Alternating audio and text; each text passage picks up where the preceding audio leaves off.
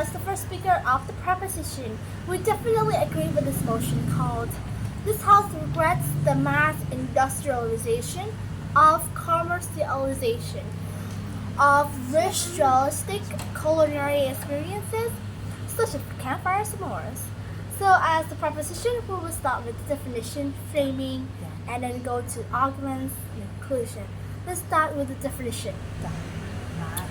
Ritualistic culinary experience means that food practices that carry deep and cultural, emotional meaning that makes accidentally making s'mores. This is not just eating; it's also connecting to traditional ways that we always make s'mores of food. While mass industrialization means a large-scale production, packaging, but instead it was more convenient and more profit, like Pop-Tart. Let's start with our framing of our team spin today. We are going to frame about that we just try to make the meaning into the food.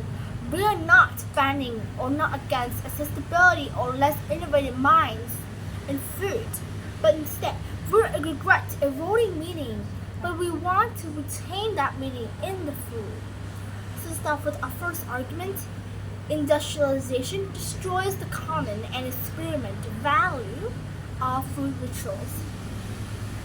Think of food as a normal thing, like s'mores. When we start thinking of s'mores, we start thinking of crackers, chocolate, marshmallows all cooked together. It sounds normal and pretty disgusting for some of you.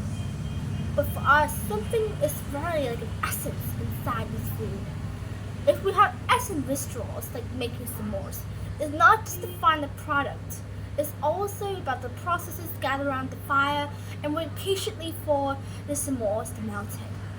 But instead, it was replaced by a microwave. This experience become individualized, not by busy families anymore.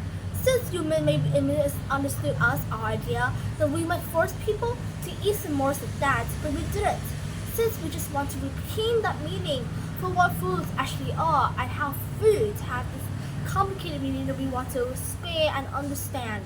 Rather than think food as our source of eating, but rather think of something else too.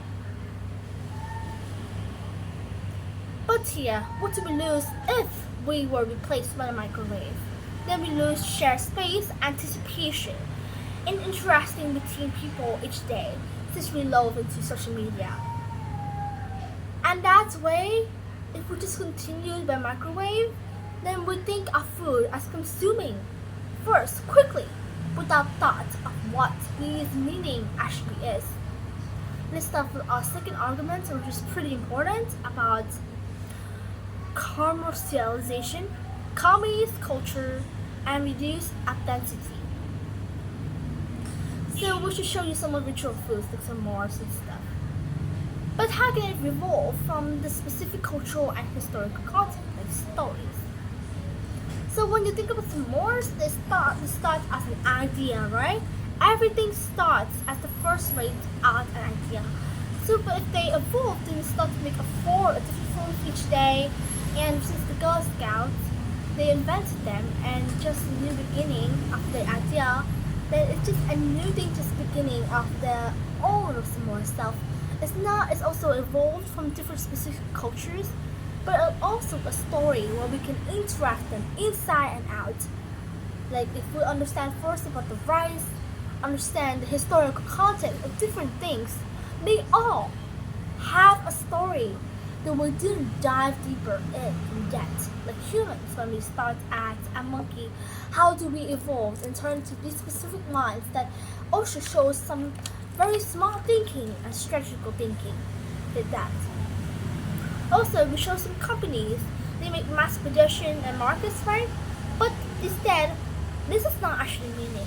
We don't really force them to stop making these productions, but think here, some people want things to be traditional. Like understanding the project seems that everything in this world have the meaning and this is important. Maybe it's not necessary, but think again. If we do not respect food, then maybe in the end we may force to eat all of them. And also Earth. If Earth was the one who was less food each day, and humans needed have to understand to be starved, understand if we don't have food, and how food helps us in the community, how much food have a reality and a story to them.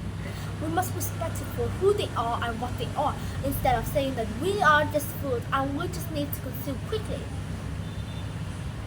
For the company stuff, I want to ask us examples like s'mores. Without they are foods, the culture stories is lost in these experiences. But instead, we need to understand it as a commercial limitation, and that's why we value them as a society instead of thinking them as convenient as big as possible.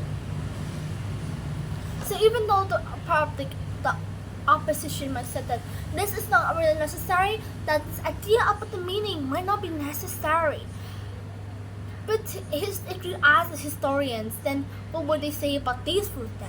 How did it evolve? It's pretty interesting. Like humans, if we don't have these evolutions, then how will we know that where it starts?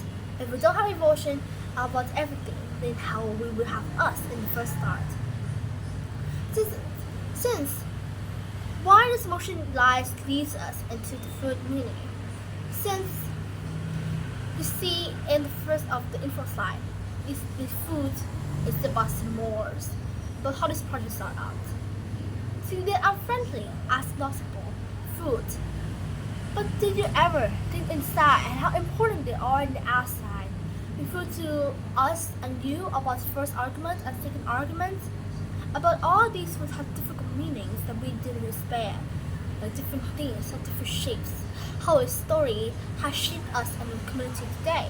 So in conclusion, we need to value and understand this meaning of food. We're not banning or forcing these things, but instead, we would just want to reconstruct the idea of food itself. So thank you for listening.